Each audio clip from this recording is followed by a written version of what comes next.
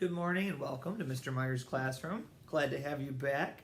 It's been a couple days since I've seen everybody. You all look to be doing just fine as far as I can tell from where I'm standing. That's great to see.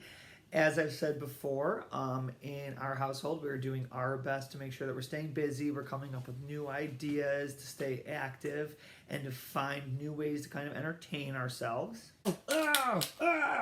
Off the top rope! Hey, Alana, I can't hear the ocean. Is that a bad sign?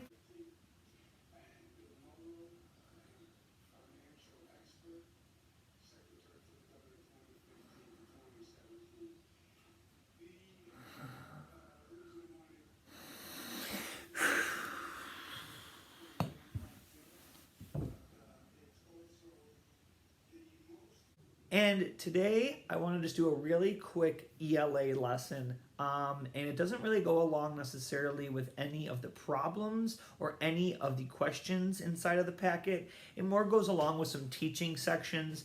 Parents, if you would like to, you can teach this to your kid. You can use some of the directions that they have on these pages as well to work with them.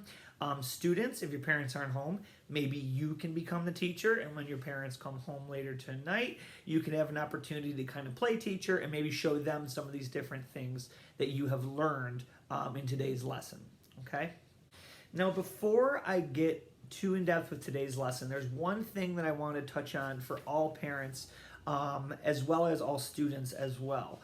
Inside the packet, the first couple pages you have looked a little something like this. There was one that kind of looked like a board game, and then there was also one that had a whole bunch of different writing ideas.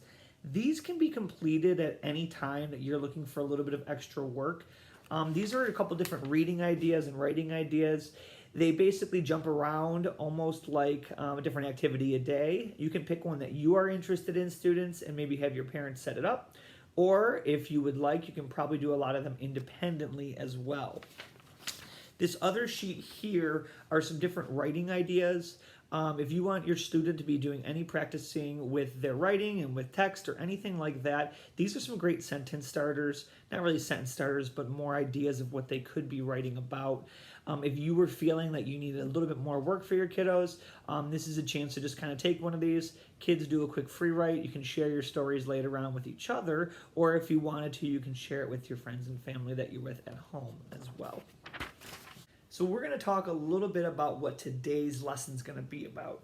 And today's lesson goes right along with pages 28 and 29 inside your packet in the ELA section.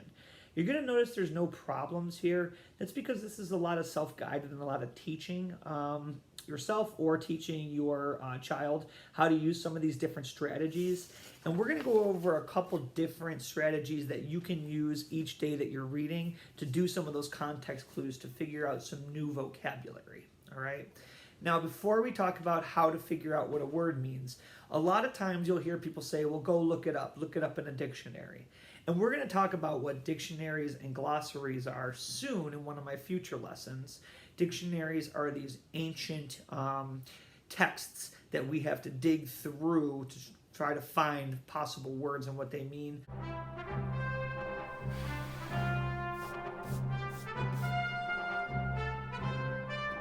More commonly, and not a lot of times today in today's world, people will look up word meanings on the internet. But when you're doing some testing and you're doing some different situations, you're not always going to have a dictionary. You're not going to have the internet in your hand ready to go. So we have to make sure that we have strategies that would work if we were, say, stranded on a desert island. Okay? So we're going to talk about those right now. So here's what your worksheet's going to look like. There's a lot of instructions here, and this is basically meant as a teaching tool. So parents, if you're reading through this, it's going to read as if you were the teacher and how you would want to teach these different skills to your students, okay? As you go through, you're going to see that there's 3 different methods for these context clues. The one being to identify sentence-based context clues. That's a really fancy way of saying read around the word and see if you can find a definition or an example that comes right afterwards. So you have a couple different charts that you can display to your students. As they are reading, they should be trying to figure out what the italicized word means. So in that first one, a definition of asteroid, they have to come up with what that word might mean. After that, they have that word carnivore, and you're looking at these different ways that a text will sometimes reveal what the words are. And if you're looking at this, what it does, that's asking what this type of clue does. All right. Down below, there's a couple words that you can use for independent practice as well. Students, if you're doing this independently, I would challenge you to try to do this same exact work and then maybe give it to your parents, grandma, grandpa, aunt or uncle, brother, sister, to try on their own. So see how well you've learned it. A lot of times if you're teaching something, you should know a little bit about it first. So if you can become that teacher, it's like you're learning as well. When we get over to these context clues, these are a bit more challenging. These are ones that you would really have to kind of be asking yourself, why does that word fit into this sentence or this paragraph? And they give a couple different questions you can kind of ask yourself to start to try to figure out what those words might mean or how they fit in. Down below, once again, they have that independent practice as well. Parents, you can be taking words directly from your students' books, or if you have books around the house, you can choose a little bit higher level and have them practice with that one. This last context clues is when you have two words that have the same spelling but multiple meanings, all right? So they're talking about, if you see that word fan, you might be thinking like, oh, a ceiling fan cheered for his team? That doesn't make sense. So it's the idea that you are identifying when there's a word that has multiple meanings, even with the same spelling, which word it is intended to be.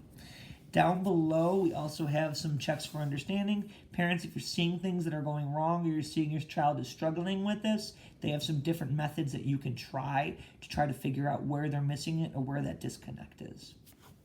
So as you can see, there's a couple different ways that we're going to work with these context clues. Now, this is not something that you can just go and find a whole bunch of words to practice with. Actually, you can if you really want to look them up online. But the best way to do this is to take out a book that maybe is above your level or a book that maybe is right on your level. Read aloud a little bit to mom, dad, grandma, grandpa, aunt, or uncle, brother, sister. And if you are running into words that you cannot pronounce or words that you don't know, I'd like you to try to identify that using the context clues around them. This is something, like I said before, you can practice this almost every single day you're reading. You guys should be reading a little bit each day while you are at home on break. This is a strategy or a practice that you can do each and every day. Find words you don't know what they mean in the book and then look them up in your brain using your context clues. After you think you know what it means, keep a little list of them as you're reading through on a little post-it note or on a little index card, or even if it's your book, maybe just in the margin somewhere. And then when you go back afterwards, after you finish a chapter, take out one of those ancient dictionaries, take out a form of technology and look up the word. See if you got them right or wrong, okay? Because sometimes I think I know what a word means, and then I say it out loud in public, and people look at me like I have lobsters crawling out of my ears.